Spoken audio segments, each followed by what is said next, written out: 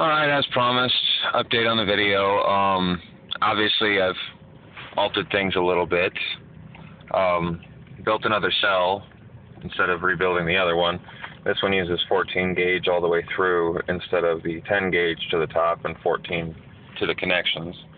Got the positive from the circuit breaker going to the amp meter, and right now it's very, very cold, and it's only drawing, let's see, just under 15 amps.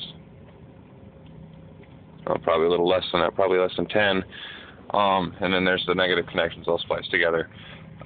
When this is warm, it draws over 15 amps with these two cells. Now that's important because last night I got 35 miles per gallon with these two cells. Went to DL and filled it up.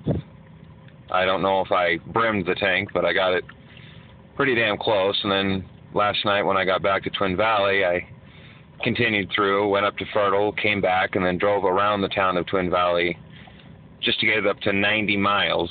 Figured if it was getting 30 miles per gallon stock, and I put 90 miles on it, that should only be 3 gallons. Well, it came out to 2.6.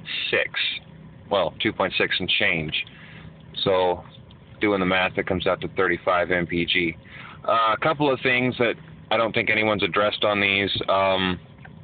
As I said, the amp draw on this is pretty low because it's cold. Now, that's important because a lot of people are expecting gains right out of the box with these. Unless you have a very, very high liter per minute output, you're not going to see much in the way of difference at cold temperatures as far as your fuel mileage goes, because these cells need to be warmed to produce at their peak efficiency.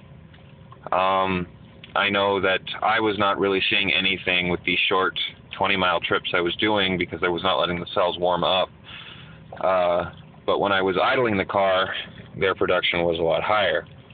So last night, most of my 90 miles was highway miles with my typical accelerating habit of putting the pedal to the floor until I'm doing 60 and then letting off.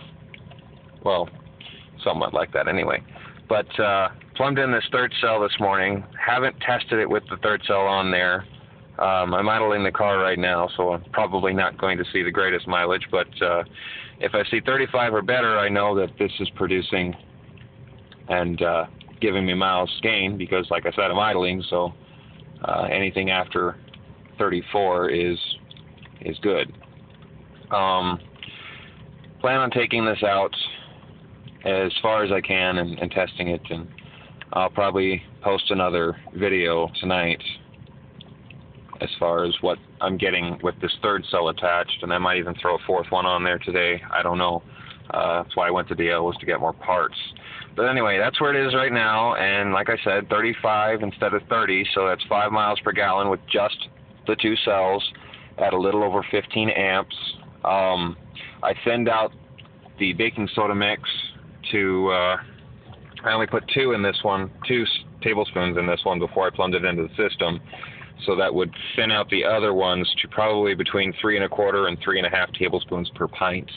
And as I add more cells and get more surface area to produce gas, I should need less and less electrolyte so that I can keep my amp load down. But that's for further experimentation to find out. And I guess I'll get back to you when I do. Thanks.